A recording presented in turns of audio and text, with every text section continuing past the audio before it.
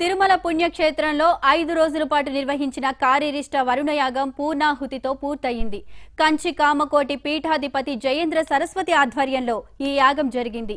ఈ ఏడాది వర్షాలు సమృద్ధిగా కురవాలని, ధరణి పాడి పంటలతో విరాజిల్లాలని లోక కళ్యాణార్థం యాగం నిర్వహించారు. పాడి పంటలతో పసిడి రాసులతో కళకళ్లాడాల్సిన ధరణి కరువు కాటకాలతో వర్షాభావ పరిస్థితులతో కొట్టుమిట్టాడుతోంది. ధర్మం దారి తప్పితే పరిస్థితులు ప్రతికూలంగా ఉంటాయి.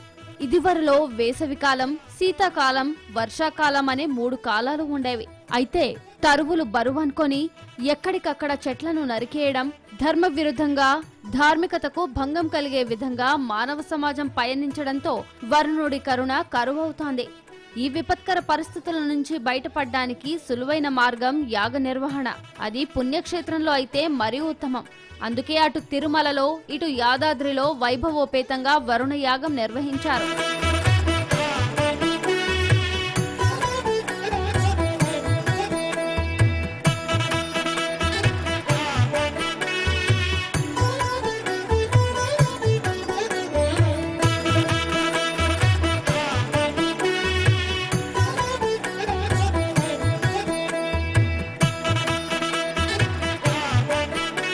ఐదు రోజుల పాటు తిరుమలలో నిర్విఘ్నంగా కార్యరిష్టి వరుణ యాగం చేశారు. కంచి కామకోటి పీఠాధిపతి తమ సువర్ణ హస్తాలతో ఈ యాగాన్ని ప్రారంభించారు.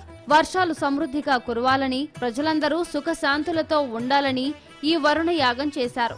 ఋత్విక్కులు, మహాపండితులు, అర్చక స్వాముల వేద మంత్రాలు, మంగళ వాయిద్యాల నడుమ యాగం భక్తిప్రదంగా ముగిసింది.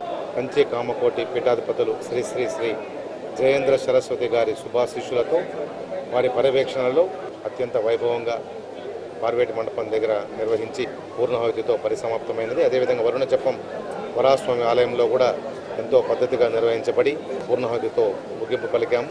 రాష్ట్ర శ్రేయస్సు కోసం, దేశ శ్రేయస్సు కోసం నిర్వహించిన ఇటువంటి యాగం యొక్క ఫలితం తప్పకుండా అందుతుందని ఓం నమో వెంకటేశ్వర. పూర్ణాహుతితో యాగం పూర్తయింది. యాగం అనంతరం కలశాల్లోని పవిత్ర జలాలను తిరుమల పుష్కరిణిలో కలిపారు. యాదగిరి గుట్టలో సైతం అద్భుత రీతిలో యాగం కొనసాగింది.